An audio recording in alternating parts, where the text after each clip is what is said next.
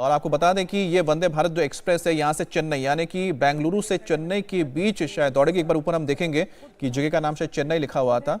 तो प्रधानमंत्री मोदी लगातार आप देख रहे हैं कि देश में जो वंदे भारत एक्सप्रेस है उसके मैप को बढ़ाते जा रहे हैं।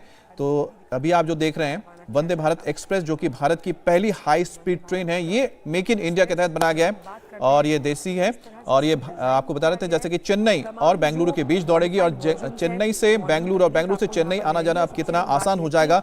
सभी खुद जो है तो आपको तो मैसूर से चेन्नई के बीच दौड़ेगी ये। इस वक्तव्य को और मजबूत करता तो इस वक्त आप वंदे भारत एक्सप्रेस देख रहे हैं जो कि भारत की सेमी हाई स्पीड ट्रेन है और इसकी जो रफ्तार है करीब 130 से 40 किलोमीटर प्रति घंटे की रफ्तार से दौड़ती है, लेकिन 180 तक दौड़ने की क्षमता है जिसे धीरे धीरे बढ़ाया भी जा रहा है। और हाल ही में आपने देखा था कि 2 और जगहों पर इसकी शुरुआत हुई थी। एक आपने देखा था कि अहमदाबाद से मुंबई और उससे पहले आपने देखा था कि जो हिमाचल प्रदेश यानी कि दिल्ली से हिमाचल प्रदेश के लिए एक और वंदे भारत एक्सप्रेस की शुरुआत हो चुकी है। तो कुल मिलाकर भारत के अलग अलग हिस्सों में इस वक्त वंदे भारत के जाल को फैलाया जा रहा है। जी राघवन हमारे सहयोगी इस वक्त हमारे साथ जुड़ चुके हैं। राघवन देखिए तोहफे की सौगात जो मिलने की शुरुआत हो चुकी है और हम देख रहे हैं कि चेन्नई से मैसूर तक दौड़ने वाली वंदे भारत एक्सप्रेस को प्रधानमंत्री नरेंद्र मोदी हरी झंडी दिखाकर रवाना करेंगे। तस्वीरें विस्तार से हमारे दर्शकों को समझाइए।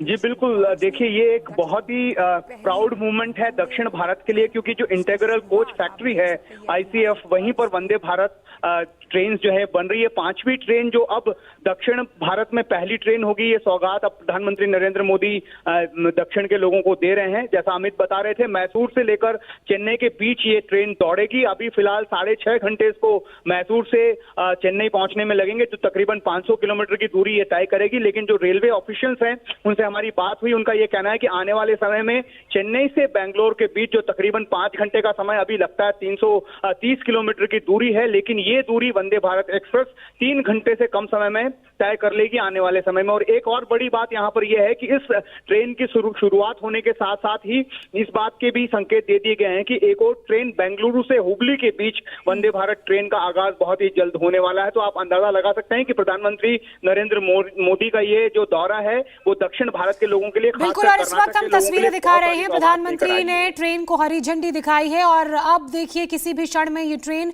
रवाना हो जाएगी। तो बेंगलुरु से ये तस्वीरें आप देख रहे हैं, क्रांतिवीर संगोली रायना रेलवे स्टेशन में इस वक्त प्रधानमंत्री नरेंद्र मोदी बेंगलुरु के मौजूद हैं और दक्षिण की ये अपने आप में पहली हाई स्पीड ट्रेन है जिसे प्रधानमंत्री नरेंद्र मोदी ने हरी झंडी दिखाकर रवाना किया है। अमित देखिए धीरे धीरे गति पकड़ती हुई वंदे भारत एक्सप्रेस। और सबसे अच्छी बात जोशना ये है कि जो तस्वीरें हम देख पा रहे हैं कि कैसे उत्तर से लेके दक्षिण तक और अब पूरब कचा हुआ है। पश्चिम में भी हो गया, उत्तर में भी हो गया, दक्षिण में भी हो गया। तो अगला नंबर मुझे लगता है कि पूरब को मिलेगा कि पूरब की ओर भी ट्रेन चलेगी। हालांकि बनारस तक तो जा ही रही है वंदे भारत ट्रेन, लेकिन ये जो आप वंदे भारत ट्रेन देख रहे हैं इसको देखकर आपको गर्व इसलिए महसूस होना चाहिए क्योंकि जिस हाई स्पीड ट्रेन की जिक्र लगातार हम करते रहते हैं कि दुनिया में हर जगह पे है, भारत को यह मेक इन इंडिया के तहत मिला। और प्रधानमंत्री मोदी ने जिस तरह से पुश दिया है इस पूरे प्रोजेक्ट को, इस पूरे योजना को, आप देखिए कि कहीं ना कहीं जो हम कहते हैं ना कि एक्सपीरियंस ऑफ ट्रेन ट्रैवल उसको उसने कितना बदल दिया है।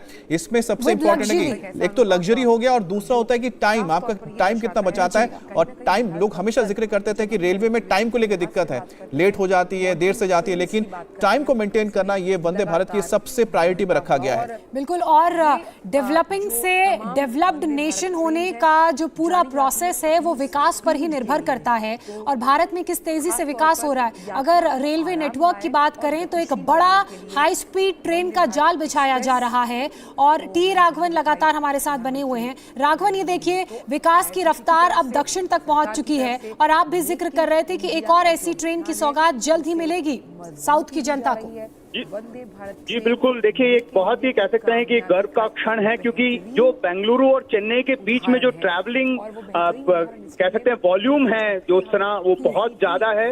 लोग ये चाहते हैं कि वो जल्द से जल्द चेन्नई पहुंच जाएं क्योंकि यहाँ से बहुत सारे दोनों आईटी कॉरिडोर है उसको जोड़ने वाली ये दोनों शहर हैं। इस लिहाज से इसको काफी महत्वपूर्ण माना जा रहा है। पिछले 28 सालों से जो डिस्टेंस को तय करती है वो शताब्दी एक्सप्रेस है। अब ये कहा जा रहा है कि धीरे धीरे उसे फेज आउट किया जाएगा। 7 घंटे का वक्त वो ट्रेन लेती है, लेकिन जिस तरह की मॉडर्न एम्यूनिटीज से ये ट्रेन लेस है, हमने देखा है कि जैसा हमने बताया कि वो जो रेलवे ऑफिशियल्स का कहना है कि 3 घंटे में ये ट्रेन चेन्नई से बेंगलुरु की दूरी तय कर लेगी। फ्लाइट में ज्यादा पैसा देने के बाद भी इतनी दूरी तय इतने कम समय में नहीं की जाएगी। यही वजह है कि लोग अभी चेन्नई से बेंगलुरु के बीच कम्यूट करने के लिए शताब्दी एक्सप्रेस को प्रेफर करते हैं। लेकिन अब जब वंदे भारत एक्सप्रेस उनके लिए एक ऑप्शन आया है और एक बहुत शानदार ऑप्शन आया है, तो जाहिर तौर पर इस ट्रेन की डिमांड बहुत ज्यादा हो जाएगी आने वाले समय में। और एक बात बताइए राघवन, तो ये ट्रेन फिलहाल क्या चेन्नई से मैसूरू आएगी, चेन्नई से बेंगलुरु डायरेक्ट आएगी? लगातार जी देखिए, ये चेन्नई से मैसूरू के बीच की ट्रेन है। पहले इसमें 2 स्टॉप होंगे। चेन्नई के बाद पहला स्टॉप काटपाड़ी होगा, उसके बाद बेंगलुरु रेलवे स्टेशन, जो सेंट्रल रेलवे स्टेशन जहां से प्रधानमंत्री नरेंद्र मोदी ने इस ट्रेन को हरी झंडी दिखाई है। उसके बाद ये ट्रेन मैसूर जाएगी। चेन्नई से मैसूरू की दूरी जो है वो 500 किलोमीटर की है और करीब 6.5 घंटे में ये ट्रेन तय करेगी शताब्दी एक्सप्रेस। ये तो आपने बहुत अच्छी बात बता दी राघवन। जरा लोगों को समझा देते हैं कि लोग समझना चाह रहे होंगे ना, चेन्नई से बेंगलुरु फिर वहां से मैसूर क्यों? आप जानते हैं कि चेन्नई और बेंगलुरु जो हो गए तो कैपिटल्स हैं और दोनों कमर्शियल हब है, आईटी हब है, लेकिन साथ ही जो मैसूर है वो हिस्टोरिकल हब है और टूरिस्ट के बीच बहुत पॉपुलर है। तो जरा लोगों को समझा दीजिए कि ये जो 3 स्पॉट्स यानी 3 जो अहम शहर जुड़ जाते हैं इस वंदे भारत के जरिए, वो कितना इंपॉर्टेंट हो जाता है। जी बिल्कुल, आपने एकदम सही कहा। चेन्नई भी पर्यटन के लिहाज से बहुत ही इंपॉर्टेंट सेंटर है दक्षिण में, और मैसूरू भी बहुत ही ज्यादा इंपॉर्टेंट है। वहां पर मैसूर पैलेस जो है वर्ल्ड हेरिटेज साइट में उसकी गिनती होती है। ऐसे में चेन्नई से, और दूसरा चेन्नई से एक पारंपरिक कनेक्ट भी है। आपको ध्यान रखना होगा कि जो जयललिता फॉर्मर चीफ मिनिस्टर थी तमिलनाडु की, वो मैसूर की अयंगार ब्राह्मण थी। तो ऐसे में चेन्नई से और मैसूर से लोगों का पारंपरिक रिश्ता भी है, और यही वजह है कि चेन्नई से मैसूर के बीच डिमांड बहुत ज्यादा हाई रहती है। बिल्कुल। इंडिया टीवी हर वक्त हर जगह डाउनलोड करने के लिए सर्च करें India TV news Google play store या ऐप स्टोर पर।